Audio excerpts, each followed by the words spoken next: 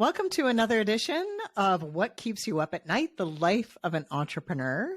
Joining us today is Kelsey Streef from Willow Grove Animal Wellness Center. Welcome. Thank you. Thank you for having me. First thing I'm going to ask you is why entrepreneurism? Why did you decide to go into business for yourself? You could have worked for someone else, but you decided to do it on your own. How come? Yeah, so I grew up in a family of entrepreneurs. Both of my parents own separate businesses and are very successful at what they do. So when we got old enough to kind of choose our careers, my brothers bought into the family farm and I kind of went out on my own, continued school for about 7.5 years, and then opened up my own business. It's just kind of instinctual to me to own a business. I just really don't know anything else. And what sets your wellness center apart? I mean, there are lots of spots where people could take their animals, but you have some special things going on. Yeah, I am the only registered veterinary technician that owns a facility from London to Kitchener. We are also the only standalone rehab facility in Oxford County. So I cover 3 different counties of wellness as a registered veterinary technician and as a specialist in canine rehab. Our entire staff all have post-secondary education outside of our students and cooperative education programs that we also offer.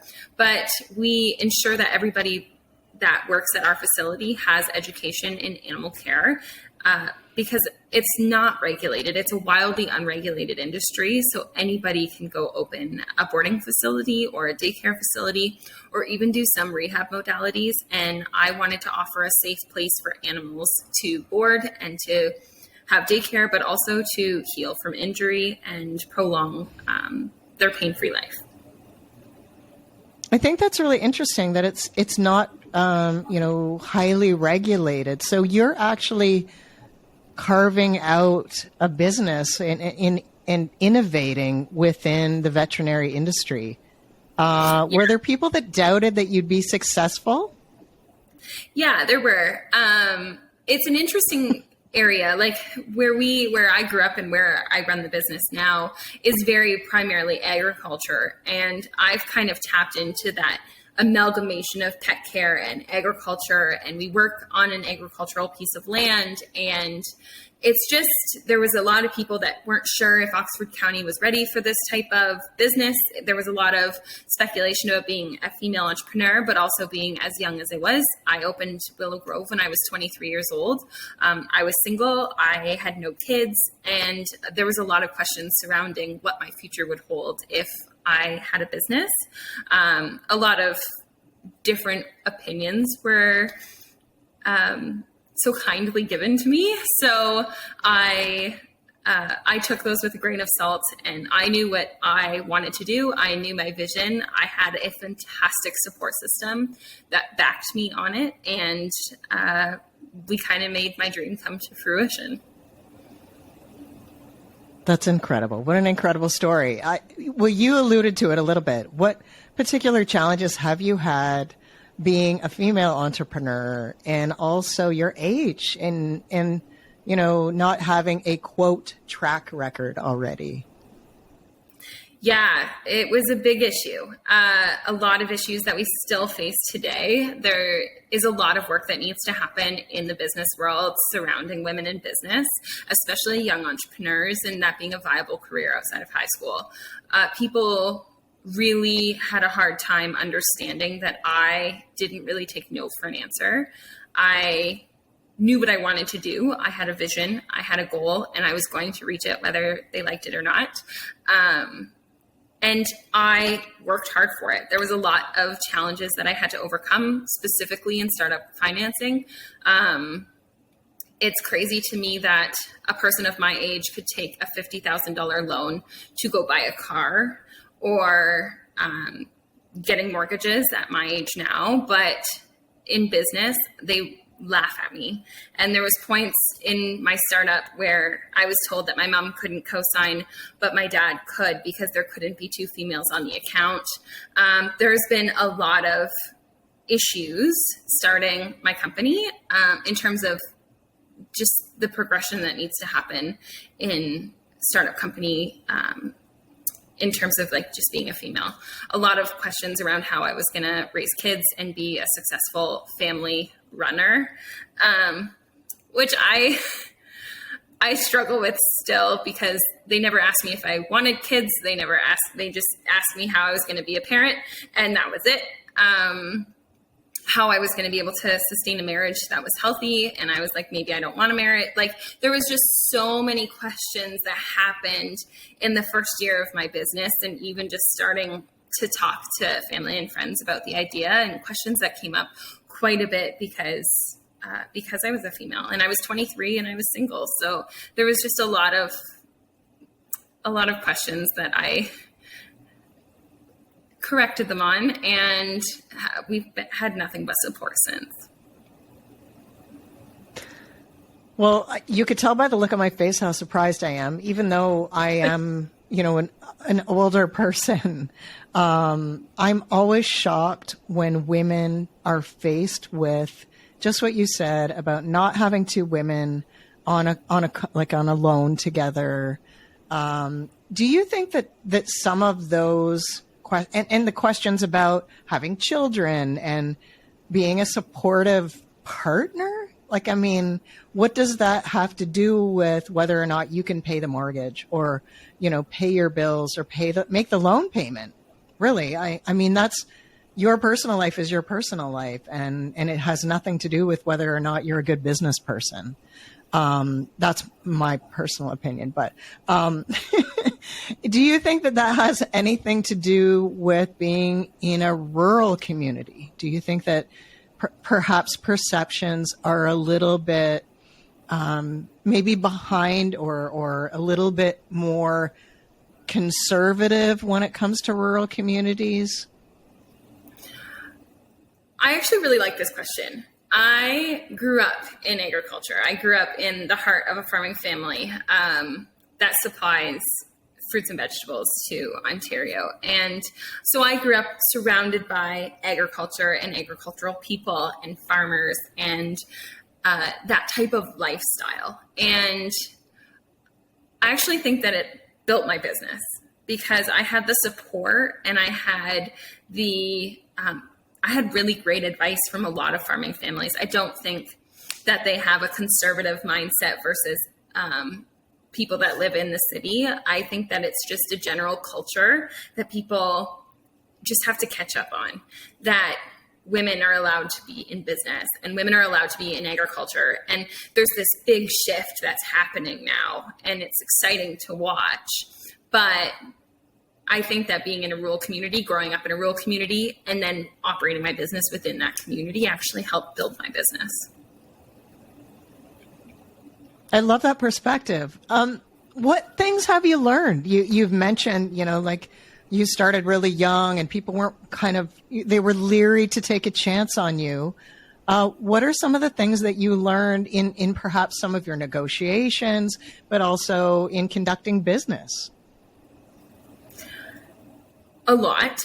I don't think anybody goes through that first year of business without learning so much. I had to manage my own expectations. I had to learn how to manage how other people were going to perceive my idea, because while I believed it was this great thing that I was so excited to bring and I thought it was going to be evolutionary, not everybody was ready for it. And I had to manage my expectations that way. I also had to understand that growth happens and growing pains happen. And the growing pains of growing a business can be frustrating. And you lack control in some of those growth patterns. And so when you grow a business and you start a business, it's not just going to happen. And there's a lot of work and there's a lot of planning that goes into it. And then there's also curveballs. And those curveballs really help you determine how you're going to adjust and adapt. And that was a really big lesson for me at the beginning in terms of managing my own expectations of how this business was going to start and be successful. What do you wish somebody would have told you before you started? Is there something that you wish somebody would have said oh, you got to do this, or, and you found out the hard way?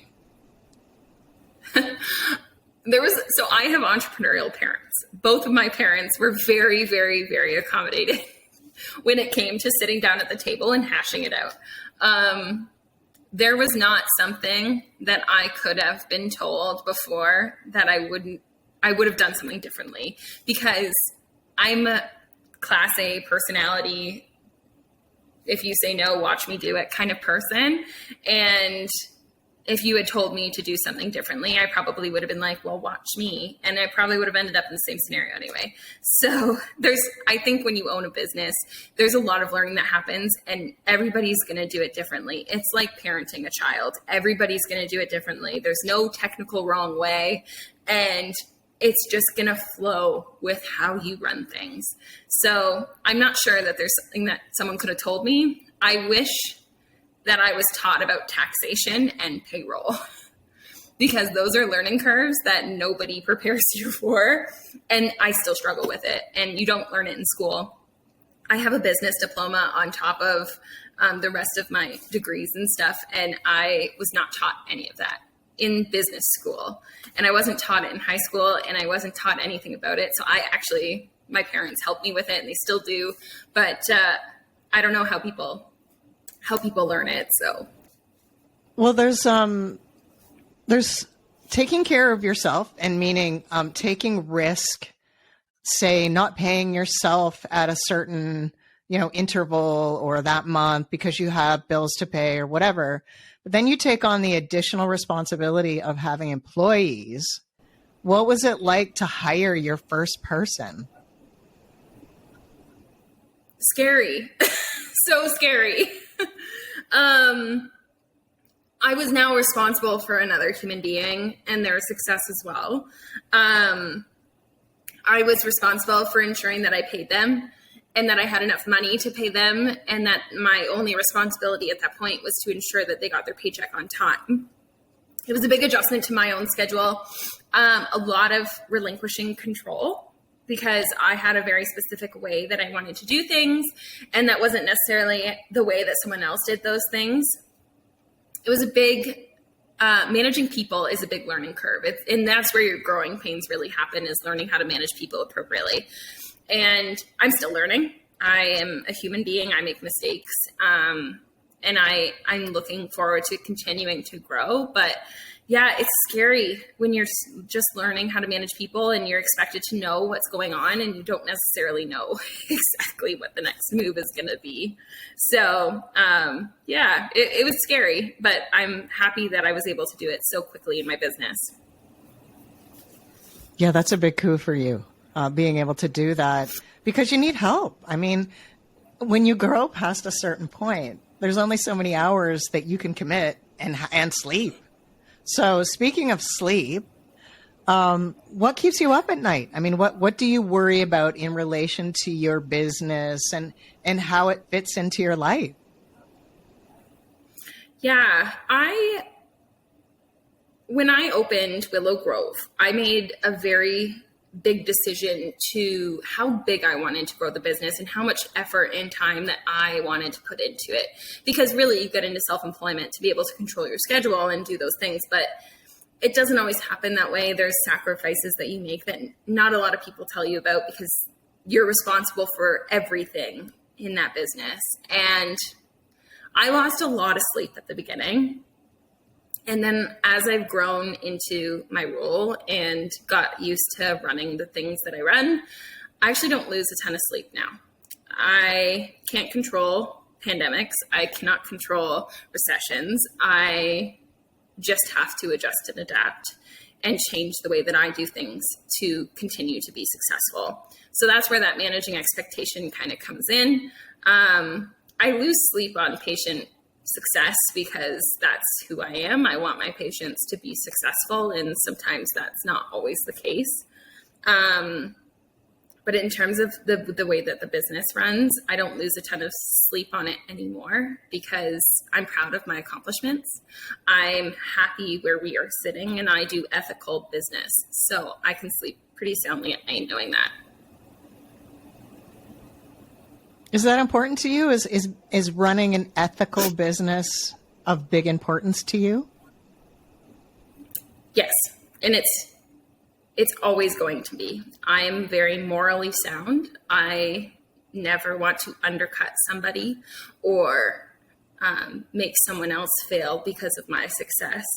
And I will always build up business, and I will always build up people that continue to do ethical business. And so ethical business is a big part of just running a successful company, because I'm not out to get anybody. I'm out to watch everybody succeed and applaud them and stand by their side the entire way. It should be a supportive system. Competition is a ridiculous theme to me. I think that if everybody builds up everybody, then everybody can have a piece of the pie. So yeah, that's why I sleep at night, because I know that I can continue to build up other people and their dreams as well. I love that. That's amazing. I wonder if you have a couple of examples that stick out in your mind. You've been in business a while now. Can you think of instances where you felt really gratified by the work and gratified that you were able to give the service to a customer or a client, or, you know, a moment where that was pivotal in your business day, or any of those? Do you have any memories that stick out for you? So many. I think that's my motivation, is watching dogs thrive and watching people thrive with their pets. I think one moment that really stands out is I had a dog that got hit by a car. He was fully paralyzed, had no bladder or bowel control. Everybody said that this dog would never walk again, and the best option was euthanasia. And in some cases that's true. But we made him walk again, and we didn't just make him walk again. He now runs completely free, and he is thriving, and he is so sweet and continues to thrive. So these are stories where all the odds are against you. And I guess I kind of connect with it. There's odds against me too, as a young female. And I'm just so proud of how well he did. And he did the same work that we do every day. And it just keeps you motivated to learn new things and to try new things and continue to improve how you treat animals, but also how you're continuing to improve patient care and teamwork and veterinary medicine as a whole, because it's in shambles right now. And it's veterinary medicine has the highest suicide rate among all professions. And I continue to advocate for the well-being of teams and the well-being of the industry by using a team approach. So I advocate so much on that side, but I also advocate for my patients as well. So it's rewarding to continue to see people working hard to just do better. And that's exciting. I don't know, so I'm going to ask, why are folks in the veterinary industry the highest suicide rate? Yeah. Outside of Willow Grove, I also sit on the board of directors with the Ontario Association of Veterinary Technicians. So this is a lot of the work that the association gets to do. I think statistics show that it's a big emotional toll to look after animals. It's not always easy. It's not just vaccines and puppies and kittens. It is real illness that humans get to, and there's less treatment options, and there's less financial ability to care for animals, and that financial ability then falls as burden. And veterinarians pour their whole soul into animal care, and RVTs do the same thing, and it takes a toll on everybody, and especially right now when there is a veterinary shortage. And we're looking at 1,900 pets, I think, to one veterinarian. So that's a big patient load that people are taking on, and that takes an emotional toll. They're working 80, 100-hour weeks just trying to keep up and keep animals vaccinated, let alone every other disease that happens and emergencies. So it's a big emotional toll. It's just a big job. Can I ask you why you chose animals and specifically canine rehabilitation? I mean, I'm stating the obvious here, but those patients can't tell you where it hurts. And, you know. Yes, they do. Okay. Yeah. So I actually never got into canine rehab originally. I wanted to work in large animal medicine and wildlife, and I did, and worked in South Africa doing conservation in cheetahs and doing some African wild dog work and learning a lot about conservation in African animals. I also worked with some elephants here in Canada and did some work with bovine medicine as well as equine medicine. And I loved it, but I just didn't quite fit in. And in rehab, I had this puzzle that I had to figure out what's going to work best at home and best in practice. And it's just like this constant problem solving tool that I get to use. And that's probably what I like the most about it, is that every patient is different and every caseload is different. And I like the problem solving piece. Animals do tell you that they are in pain. There is a whole slew of reactions that they have. And they will tell you where it hurts if you zone in and if you listen. Animals just speak a different language. We speak English. Other people speak different languages. So do animals. And we just have to learn how to speak the language.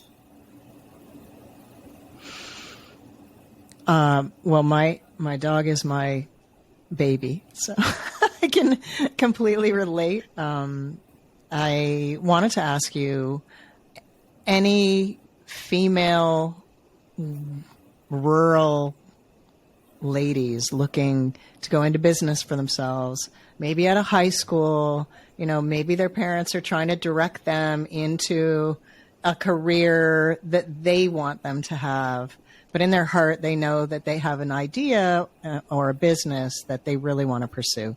What's your advice to them? I have 3 pieces. There's glass ceilings and red tape that you will have to break through. You have to be resilient and not take no for an answer. There's no person that's going to advocate for you better than you.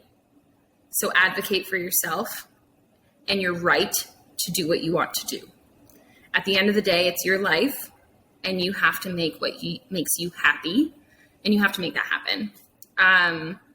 There's lots of things that are going to stand in your way, and you have a lot of challenges, but build up your team, find people that support you wholeheartedly, and keep them on your team. And then the people that burden you and want to tear you down in your success, you don't need them, because your friends will constantly support you. And I have an incredible group of friends and an incredible family that support me and have volunteered time in the kennel just so that I can have a nap, and have helped me tremendously. And you will find that no matter what, as long as you just keep your friends close and do the work. Kelsey, that's so inspirational and a great way to end. Thank you so much for your time today. I really appreciate it. Thank you so much for having me. It's been a pleasure.